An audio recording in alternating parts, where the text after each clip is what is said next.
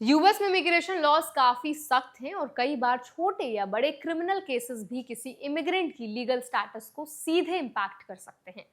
हाल ही में अमेरिका में 2 Indian nationals को इमिग्रेशन एनफोर्समेंट एक्शन के तहत गिरफ्तार किया गया और अब उन पर डिपोर्टेशन यानी देश से बाहर भेजे जाने की प्रोसेस चल रही है।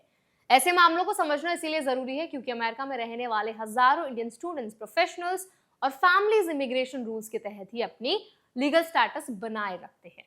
तो आज इस वीडियो में हम समझेंगे इस मामले में क्या हुआ, आइस किस आधार पर अरेस्ट करता है, डिपोर्टेशन प्रोसेस कैसे काम करता है और अमेरिका में रहने वाले इंडियंस को ऐसे सिचुएशन से बचने के लिए किन रूल्स को समझना जरूरी है। तो चलिए फिर जल्दी से वीडियो को स्टार्ट करते हैं। हाय, मेरा नाम है वर्षा दुबे और आप मुझे देख रहे हैं एनबीटी टेक एड पर। इस मामले में गिरफ्तारी करने वाली एजेंसी है US immigration and customs enforcement, जिसे आमतौर पर आइस कहा जाता है। एजेंसी अमेरिका में इमिग्रेशन लॉज को लागू करने का काम करती है। आइस का एक प्रमुख डिवीजन होता है एनफोर्समेंट एंड रिमूवल ऑपरेशंस, जिसका मुख्य काम उन लोगों की पहचान करना होता है, उन्हें हिरासत में लेना होता है और जरूरत पड़ने पर उन्हें देश से बाहर भेजने की प्रोसेस शुरू करना होता है, जिन्हें इमिग्रेशन लॉज का उल्लंघन जिन्होंने किया हो। अब देखिए, रिपोर्ट्स के अनुसार सैन डिएगो में 2 इंडियन नेशनल्स को हिरासत में लिया गया है। इनमें से एक व्यक्ति का नाम जसकरण सिंह बताया जा रहा है।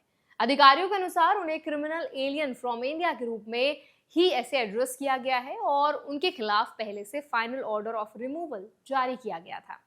इसका मतलब ये होता है कि इमिग्रेशन कोर्ट या संबंधित अथॉरिटी पहले ही तय कर चुकी होती है कि उस व्यक्ति को अमेरिका से बाहर भेजा जा सकता है।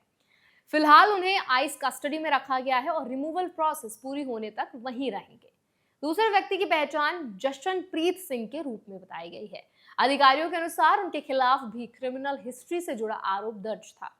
इनमें एलिजिड ऑफेंसेस जैसे assault with a deadly weapon, threatening a crime with intent to terrorise और ड्राइविंग अंडर इन्फ्लुएंस यानी DUI जैसे मामले शामिल बताए गए। ऐसे क्रिमिनल केसेस इमिग्रेशन स्टेटस पर सीधा असर डाल सकते हैं क्योंकि यूएस इमिग्रेशन लॉ में कुछ ऑफेंसेस को रिमूवेबल ऑफेंसेस माना जाता है। अब यहाँ ये समझना जरूरी है कि अमेरिका में इमिग्रेशन एनफोर्समेंट कैसे काम करता है। अगर किसी नॉन सिटीजन के खिलाफ सीरियस क्रिमिनल चार्जेस या कन्विक्शन सामने आते हैं तो आइस उस व्यक्ति की इमिग्रेशन स्टेटस की जांच कर सकता है।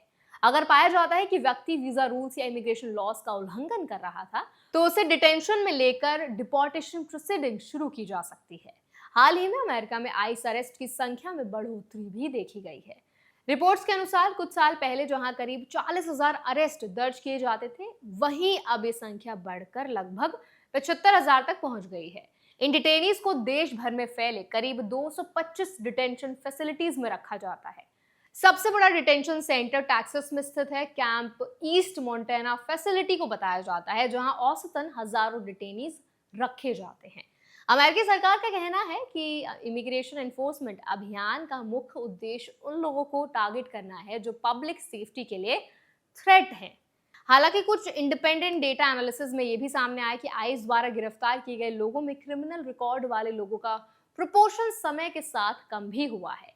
इसका मतलब ये है कि इमिग्रेशन एनफोर्समेंट कई फैक्टर्स के आधार पर चलती है, सिर्फ क्रिमिनल कन्विक्शन ही एकमात्र कारण नहीं होता।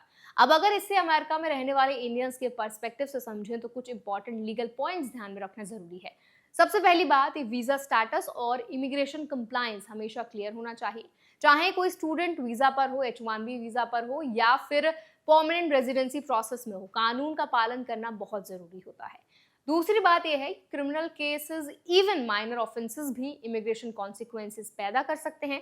कई बार DUI या असॉल्ट जैसे मामलों के कारण visa renewal, green card process या इमिग्रेशन स्टेटस इंपैक्ट हो सकता है।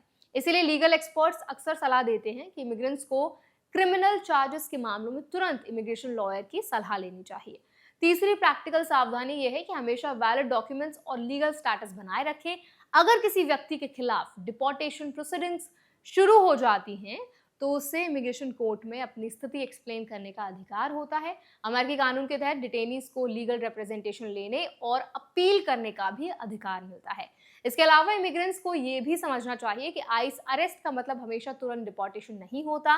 कई मामलों में कोर्ट हियरिंग्स, अपील्स और लीगल रिव्यू के बाद फाइनल डिसीजन लिया जाता है। इसीलिए सही लीगल गाइडेंस और डॉक्यूमेंटेशन कई बार व्यक्ति को राहत दिलाने में मदद कर सकते हैं।